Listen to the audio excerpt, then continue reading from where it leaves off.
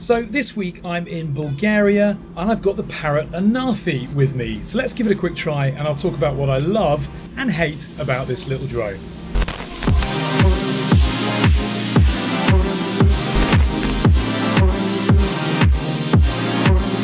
Hi, I'm Ash from DroningON and I am in sunny Beach, which is a little beachy place in Bulgaria, a very pretty place as well, and we're here on holiday, and I've brought one of my favourite portable drones with me, the Parrot Anafi. Now this really highly capable 4K drone is down as low as $500 at the moment, and if we talk about the specifications it has, that really does equate to great value. Now I do of course also own the DJI Mavic 2, which is my go-to drone, but when I'm travelling I want something that's ultra lightweight, ultra portable, very small folded up form factor, and the Anafi ticks all of those boxes because if you look at the sheer size of it when it's folded up, it's absolutely portable. The only downside is that controller, which is pretty chunky. However, you can still fly this drone with your mobile phone on its own, but of course then you've got quite limited range. But anyway, a little bit less chat from me. Let's take off, get airborne, and talk about the Parrot whilst we're flying it.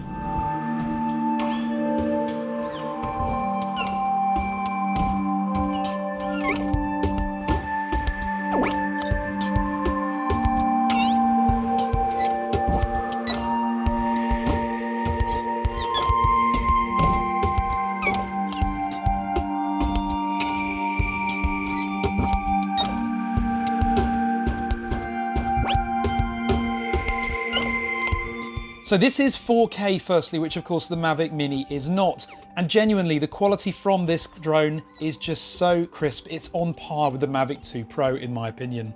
The video footage like this is straight out of the drone with no editing, completely raw, no filter on the drone either, and no post-production. This is straight from the SD card. Flying the drone is a pleasure. It's so smooth and responsive. The transmitter just feels very natural in your hands, and the app itself is great to work with as well. It has some really good intelligent flight modes on there. I actually prefer the app to DJI's.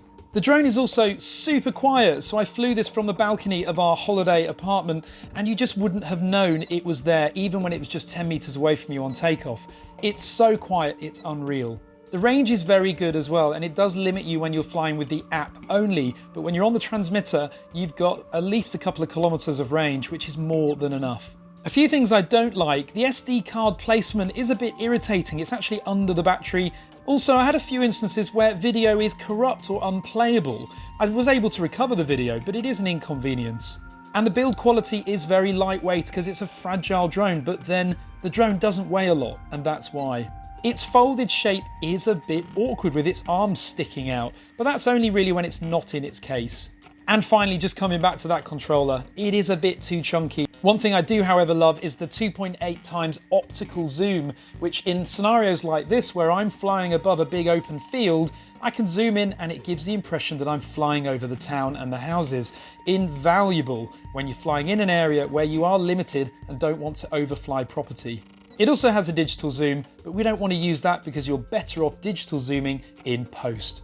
It's also worth mentioning that the gimbal can point directly upwards 90 degrees. Now, I'm still yet to find a valid use for this, but this old footage does show when I did test it, and it could be useful for some inspection or some unusual shots like this one briefly from Finland. Anyway, back to Bulgaria. Flying this drone is really a dream. It's so quick and easy to get up and out into the air, and it's genuinely fun to fly. Very satisfying indeed. So anyway, there we go. Thanks very much to Parrot for sending us the Parrot Anafi. I very much hope the Anafi 2 is underway. Please give us a tip or a hint if you can. In the meantime, comment on this video, give it a thumbs up, and of course, click subscribe. I'm off for another beer. Thanks for watching.